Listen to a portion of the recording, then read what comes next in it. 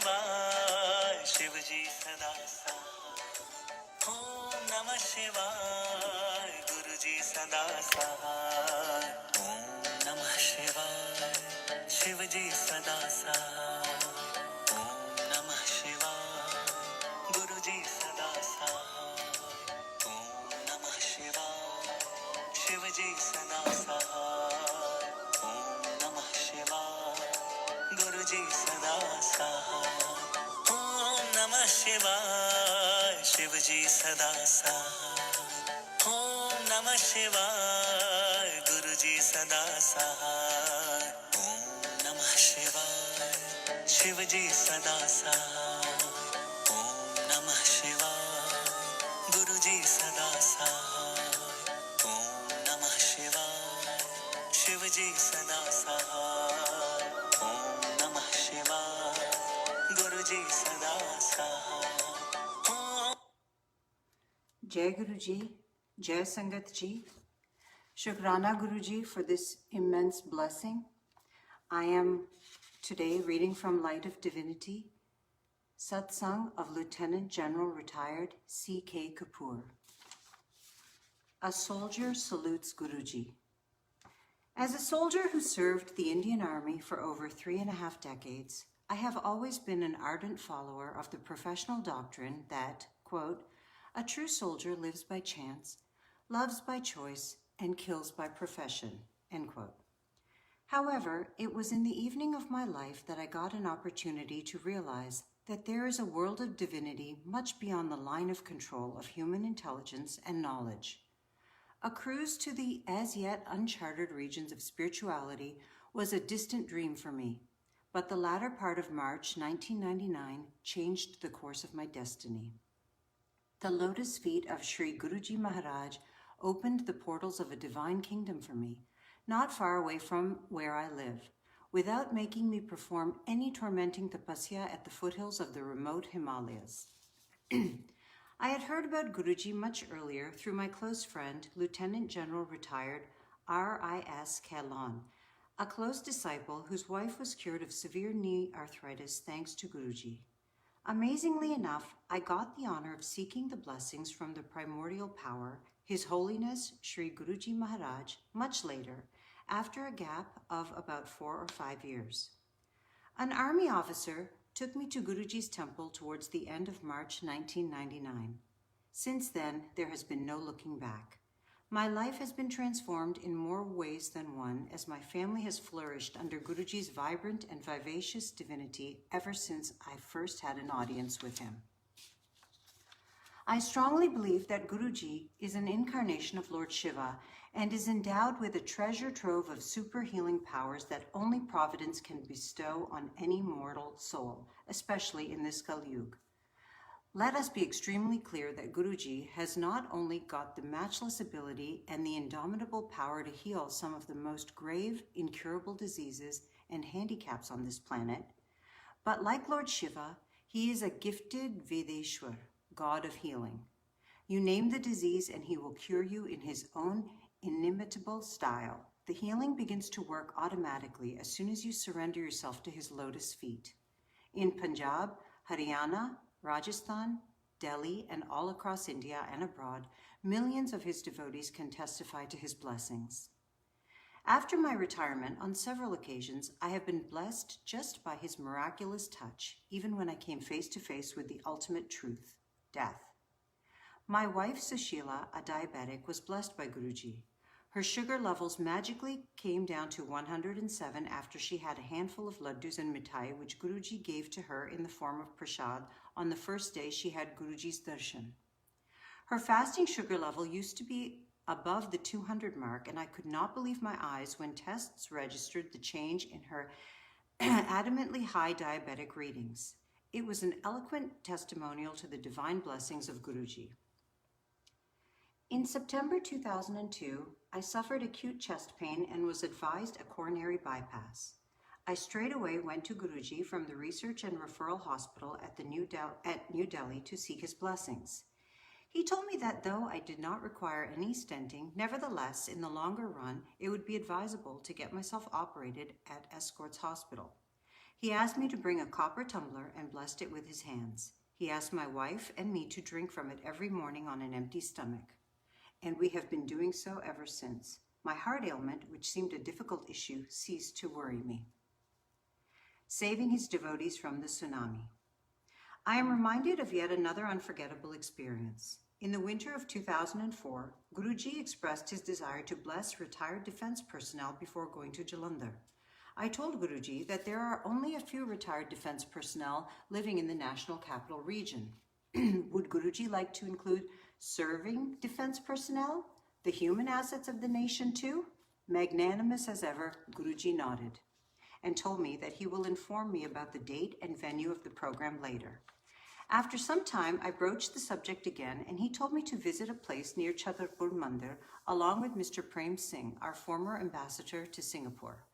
I went to a sprawling farmhouse which belonged to Mr. Clare, yet another close disciple of Guruji, at 11 p.m. It was a befitting venue, and Prem Singh and I came back to Guruji and endorsed the farmhouse as being tailor-made for the event. Guruji told me in no uncertain terms to focus only upon consolidating the strength of serving and retired defense brass, and the date was fixed for a Sunday morning, 26 December 2004.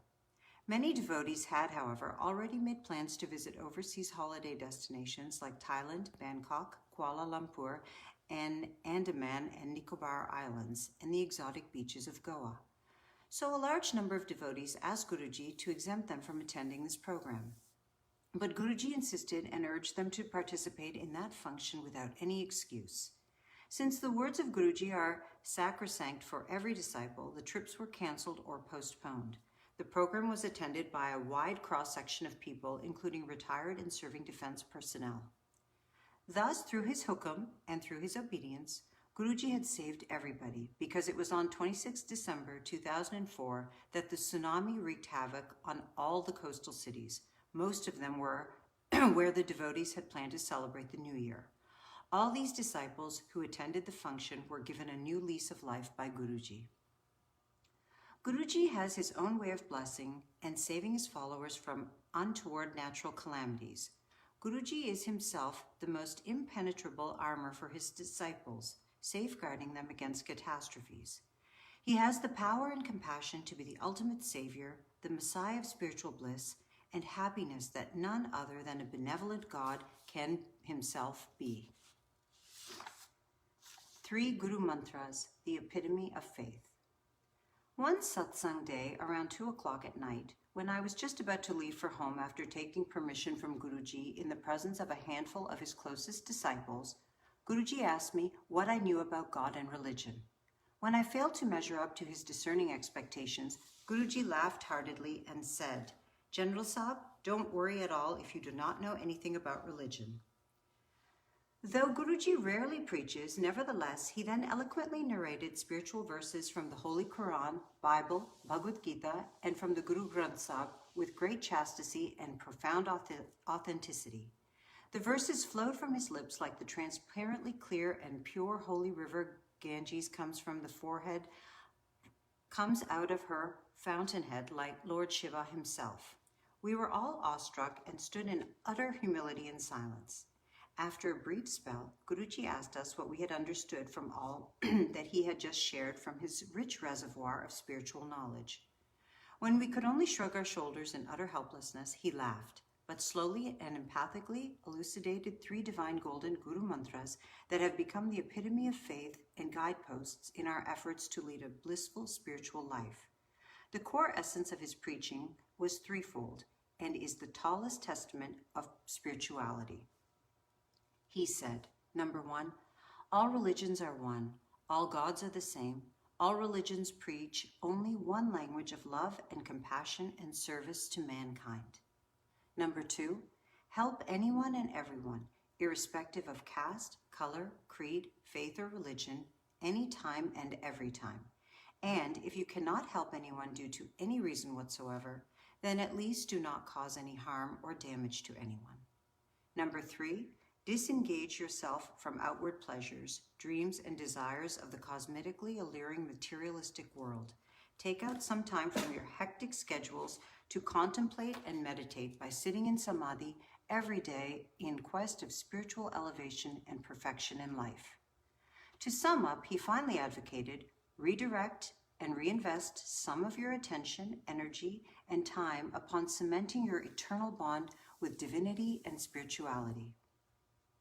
That night, I received the biggest lesson of my life, and it further consolidated my belief that service to mankind is service to God. General Kapoor, new life, go. In 2005, while I was taking a morning walk with my wife near my house in DLF City, Gurgaon, a mad bull smashed its horns into my chest. I was unconscious for a couple of hours. When I opened my eyes, I was in the ICU of the Research and Referral Hospital with my wife and a few relatives by my bedside. I felt my end was just around the corner. My wife and daughter rushed to Guruji in the evening. After listening to the episode, he paused for a few seconds and then gave my wife prasad, which I ate the next day in the ICU. My wife then gave me a photograph of Guruji and placed it under my pillow. Even though I was delirious, whenever I gained consciousness, I used to think only of Guruji. Sure enough, by the grace of Guruji, I was discharged and advised bed rest for a fortnight. But I went straight to Guruji in the evening. I got discharged. He blessed me and said, "General Kapoor, new life, go." On the way home, I told my wife that by the grace of Guruji, nothing would happen to me. Narrating this event reminds me of a conversation that took place between Guruji and me on the first day I had his darshan in March 1999. Within just a few minutes, he beckoned me to his side with his finger and asked since when I had known of him. I said it was as early as 1995. He gave me a naughty smile and asked me why I had not visited him then. I was tongue-tied. I could not muster enough courage to reply. Guruji looked at me with scintillating glow in his eyes. I sheepishly replied that I thought it was due to my destiny. Guruji then said that had I come earlier, I would have reaped more benefits, but the time was just not ripe for me at that point in life. The lesson I learned was that one can seek Guru Maharaj's blessings only when the time has come, which is governed by the karma of our previous and present births. But a visit to him opens the door for us to enter the kingdom of divinity. In December 2005, after attending the Sangat one day, I fell seriously ill and was rushed to the RR hospital with severe pneumonia. I had a shooting headache and my entire body was in acute pain. The fever had climbed up to 104 degrees Fahrenheit and was reluctant to come down despite intense medication. Even though the deputy commandant at the RR hospital was a close friend of mine, and I was getting the best of VIP treatment at the ICU, yet the pneumonia was proving to be an indomitable enemy. Yet again, I sought the divine blessings of Guruji, who for me provides the safest escape route from grave misery and pain. I clearly remembered that while I was recovering from pneumonia at RR Hospital, the retired and the serving defense personnel and a few well-known disciples had, acting on Guruji's advice, organized a public program to felicitate Guruji on a Sunday morning in December 2005 at Gurgaon. It was just next to impossible for an ailing pneumonia patient on support machines to fly away from the hospital like a free bird. But since I wanted to have Guruji's darshan and his healing blessings, I, like a stubborn child, begged my doctors to grant me permission to step out of the hospital for a couple of hours for the function. I promised to return after having the divine darshan of Sri Guruji Maharaj. To my utter surprise, on that day, I had the privilege of garlanding Guruji on behalf of the entire Sangat. On top of it, I was immersed in his love when Guruji gave me coconut water to drink from his own glass. I could not control myself, and my tears rolled down unabatedly. I touched the glass on my forehead as the ultimate prasad and gulped down the entire coconut water that Guruji was consuming. I thereby quenched the eternal thirst of my parched soul. Honestly speaking, my taste buds had never ever savored anything sweeter than that coconut water before me. For me, it was a nectar of heavenly blessings. I could only pay my humble tribute to Guruji through offering him the garland of my overwhelmed emotions. Needless to say, I recovered much faster than expected and got back to work as fit as a fiddle. All these magical episodes have convinced me that Guruji is the ultimate truth. He expects nothing from his disciples except unconditional surrender. Complete surrender means complete healing, and partial surrender means partial healing. Guruji has also blessed my daughters Pooja and Aarti. He had even advised a suitable match for my eldest daughter Pooja, now happily married. He told my wife to visit the US, though it was a distant dream for us at that time. We told Guruji that Aarti was in Ghana, but he insisted that we take the trip. Sure enough, a couple of days later, Aarti gave us the wonderful news that she was in the family way and thinking of going to New York, as her husband had got a new job there. Without hesitation, I told them to pack their bags and that my wife would also join them at the time of delivery in New York. True to Guruji's words, we not only traveled to the US on 3 occasions, but also had a whale of a time there. Incidentally, on the first US trip, my wife was rushed to New York Hospital due to diabetes. I again went to Gurgaon to seek Guruji's blessings for my wife, suffering miserably in the hospital. Guruji simply smiled and said there was no cause for worry. My wife would return home in a couple of days. 2 days later, thanks to his blessings, she came back home. Blessings at his lotus feet. The holy blessings of Guruji can make the blind see, the lame dance, the barren bear children, and the mentally and physically challenged spring back to life with smiles. He has cured his followers of the stubborn AIDS and heart and cancer diseases. Those who are kept alive by state-of-the-art ventilator systems in hospitals get a new lease of life. No power other than the true incarnation of Lord Shiva in this Kali Yuga can give his disciples holy prasad in the form of simple yet blessed tea and langar. His disciples partake their prasad religiously as a sacred medicine to cure all diseases and insist on the concept of healing through sangats, devotional congregations where satsangs take place.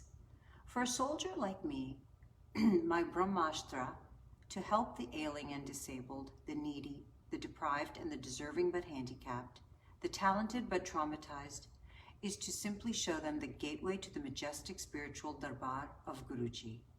An unfathomable ocean of spiritual peace, serenity, chaste happiness, and enlightenment flows like a gentle river of blessings from the lotus feet of Sri Guruji Maharaj himself in the form of positive healing vibrations and divine blessings. It is our good karma and unseen faith that make us relish this magnificent ocean of blessings from Guruji.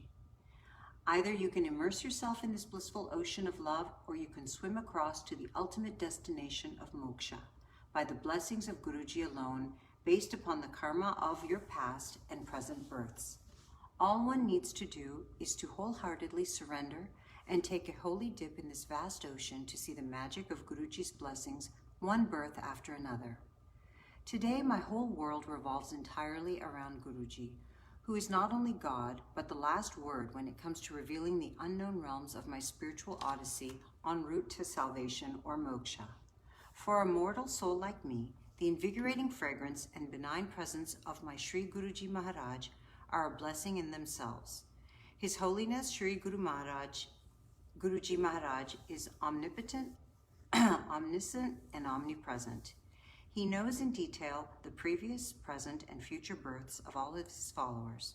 He helps each of his followers in attaining spiritual elevation and divine bliss, quite akin to God himself. Believe me, miracles do happen, but only to those who believe in him. One needs to keep the windmill of good karma consistently churning out positive vibrations and have an unshakable faith in his holiness.